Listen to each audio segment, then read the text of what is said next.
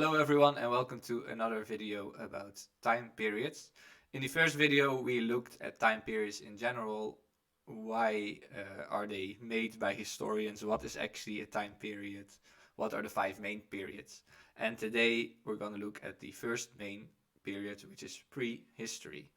So there are 5 main periods that Western historians kind of agree about. That is prehistory, ancient times, Middle Ages, the early modern age, and the modern age. Today we're going to talk about prehistory. What are the characteristics, and why did it start, and why did a new period begin? So when did it start? There's not really one clear year or number. We can say, some people say 3 million years ago. Some people say 100,000 BC. Why is that? Because prehistory starts when the first humans are there. History is about humans. It's not about dinosaurs. That's all just in the past. Other scientists research that. History is about humans. So prehistory starts when the first humans arrive.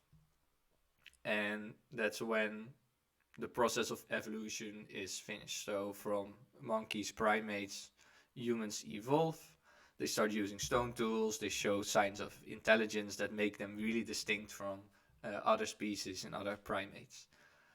So when humans are humans, let's say, that's when prehistory starts. What are the characteristics? First, all humans for hundreds thousands of years lived as hunters and gatherers. They lived from the land, from the berries they could find, from the mushrooms, from the animals and the fish they could catch. They are hunters and gatherers. And to get food, they have to keep moving around because their food also is moving around. In the winter, you cannot pick any berries, so maybe you have to go to the south to find those. And the animals also move where the grass is, so maybe you have to follow them to keep hunting them. And this we call a nomadic lifestyle with a difficult word. So people live as hunters and gatherers, they live a nomadic lifestyle, and they live in small groups because if you have to catch food and gather food and hunt food, it's not easy to get a lot of food. So you can only have a small group of people and they are able to survive. A larger group won't be able to survive.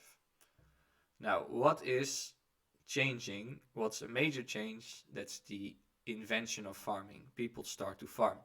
With a difficult word, we call this the Neolithic revolution. People start to live in one place and rely mostly on farming for their food. This process took thousands of years. So first they maybe leave some seeds, they discover in a couple of months that actually a plant grew there.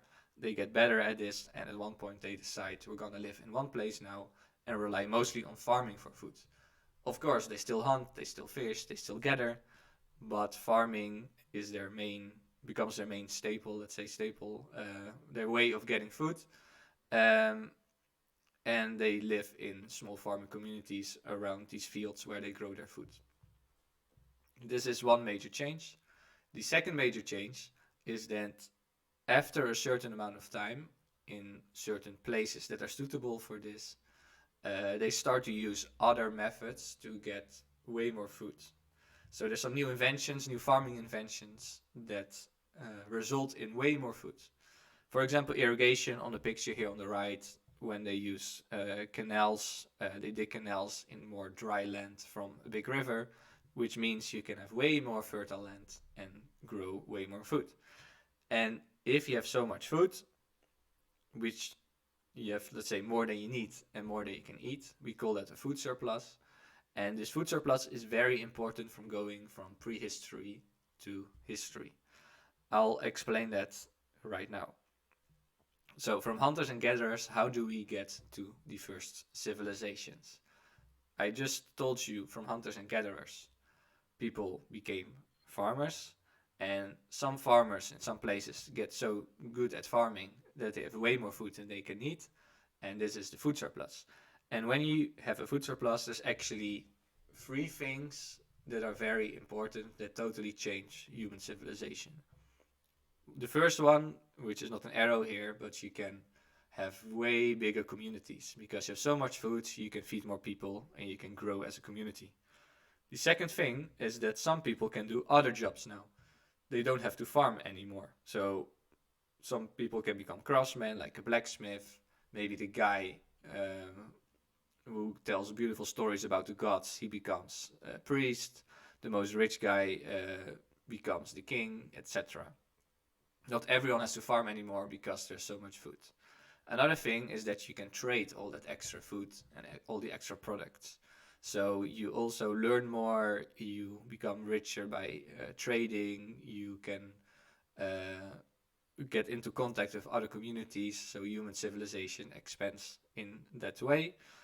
And we get the first cities where people meet to trade, where the blacksmiths and the king and the priests, they all start to live together because they also don't have to farm. Of course, you also have farmers who live there. But because of food surplus, you can have bigger communities with people doing different stuff. And that's how we go from first cities to first civilizations. Now, what makes it that prehistory ends and history starts? Of course, the whole process I just described is very important to that, but maybe not for the reason you expect right now. So we usually say it's around 3000 BC when it ends, and the main question is, why does it end? I just described how we got from hunters and gatherers to the first cities, and this is very important, because in the first cities and the first civilizations, people start to write stuff down. The king needs to keep track of all the taxes that his subjects pay. Maybe because you have a bigger community, you want to have some laws now to keep people in track and make it kind of fair society. You start trading with other communities, so you need to keep track of that too. So there's a need for writing stuff down, for recording things, and that's why writing is invented. So on the right you can see a beautifully AI generated picture of people writing on clay tablets. This is what the first civilizations did. They were writing on clay. People also started to record their own lives, maybe some events and stories, and from all those written sources, so text and law and trade and stories, all those written stories, we can study that as historians, and that's why it's the start of history, because historians study written sources. So history starts and prehistory ends, because prehistory means before history. So all the time before humans start writing, we call prehistory. People start writing, we have sources, and that's when the real history, let's say, starts. So that was prehistory, why prehistory started, ended, and the characteristics. And in the next video, we're going to talk about ancient times. So if each video we discuss one of the big periods and find out the characteristics, why did historians make it a period start and end, and the next one is antiquity, ancient times, with the Romans, the Greeks, and the Egyptians.